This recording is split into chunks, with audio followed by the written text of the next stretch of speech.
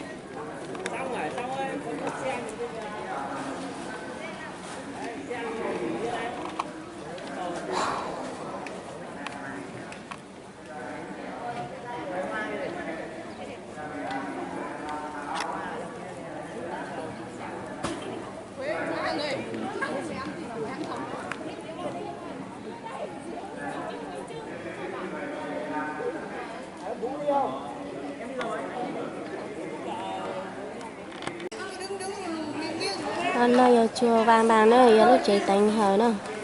nó cái tua chảo nè cái lô hồng nhà này là cho màu oxy gì nó cái tua này trong cháo lấy trong cháo lấy chế bánh thử giờ bò cho cái tua chính nhất đó sao hả giờ bò cho cái tua chính nhất ha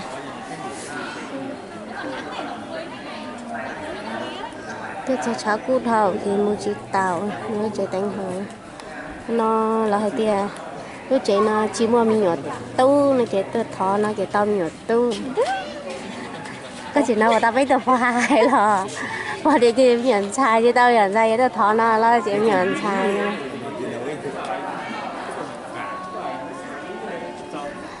đó là chị các bạn đi cho bé mua gì chị rồi cho bé tôi khăn nó chị bé một khăn nó trên là hạ lồng bài mà là hết chữ nè một tranh có dịp lệ hết chữ ít trả trốn tôi cho một chế lợi này trong tôi cho nó lên này tôi gì đấy theo cái gì cho nên nó có là này thôi có lẽ này tôi gì nữa để là vô được gà về hậu chế đánh hậu nó ta một thỏi nhiều cú về hàng nọ quay chứ quay bé tôi cho chiếc tàu à nó lẻ ra cú thầu máy bay là gì nhỉ? Phi chi à? Sao cái này tôi ăn đây bé không?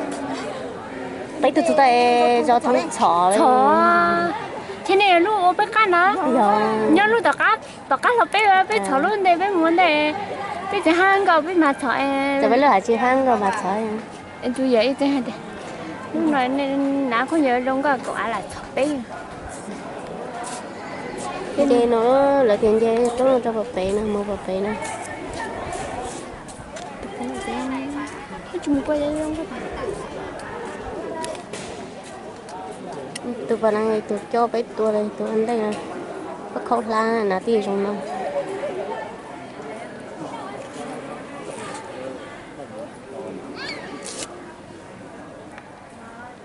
dạ chị xong cái ốt trái cây cho chị thật đấy à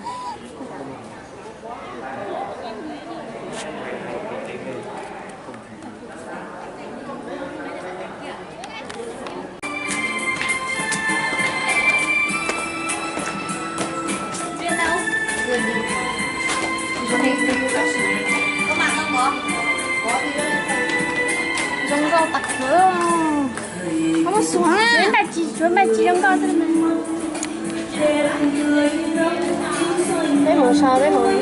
cái sao cái gì cái chỗ gì sáu bông nha ớt xanh bếp xanh sẽ biết xanh cái này mà chỉ ngắn như thế cái gì mà cái món sao hả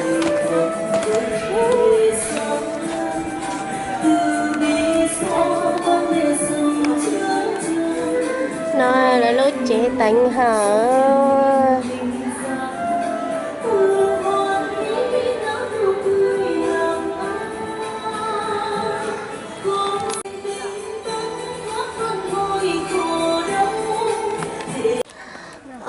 giờ cho cái nó bắp bể nó chạy một chỗ bé sau đó tôi xí bắp bể nó này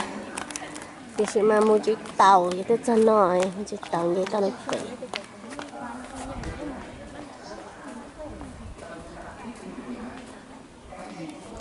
giờ cho cái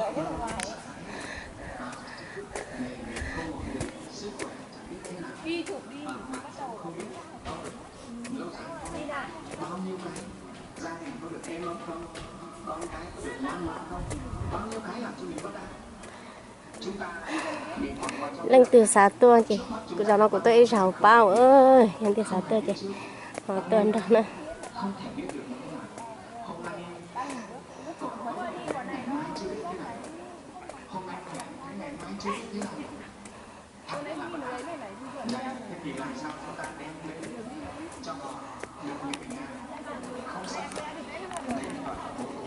chào chị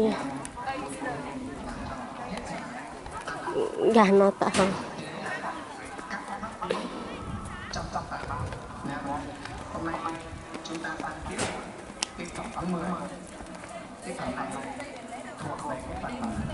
trong rau từ từ nó cho chế nó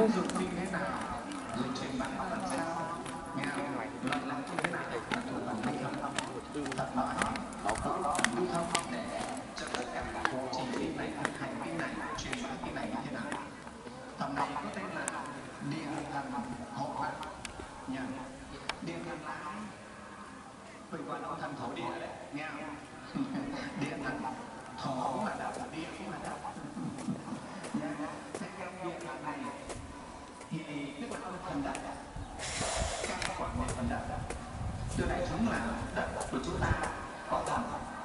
và mỗi một làng có một ông thần, mỗi một khu có một ông thần, mỗi một xóm phố có ông thần. Giống như là chúng ta trên này có trưởng khu này, trưởng thôn này, đừng cao hình xã trưởng này, thì chỉ tôi cho cốt hỏi một chiếc tàu như tổ chủ tịch phường, rồi lớn hơn nữa. có trong cả là tàu này Thế thì dương thế thì có nhau quan, đấy ông quan là thần ở dương thế. Thế còn trong xóm của mình thì có nhiều thần cũng được đặc trách phổ sứ cai quản những cái khu vực như vậy, gọi là ông điện thần, thần đất, thổ thần, điện thần, thổ công, đều là chỉ những cái ông thần cai quản về phần đất, về cái khu vực dân cư. Nghĩa địa chúng ta mỗi nghĩa địa cũng có một ông thần cai quản, quản lý. là nó có là cho chơi qua xí một nhà tư tên là nó thay rau của tôi cho nó sao vì cái tiền của tôi chỉ tuổi ít rồi tao nói rồi có vấn đề cho mua xí ít hiện giờ là cho mình chỉ ít rồi nè thì vấn đề cho dù tôi thọ công mong nó chỉ đi giờ từ đó lúc chế nè từ khi cũng chỉ tao một thọ hiện đi từ cho cũng đầu chỉ số đi tao một thọ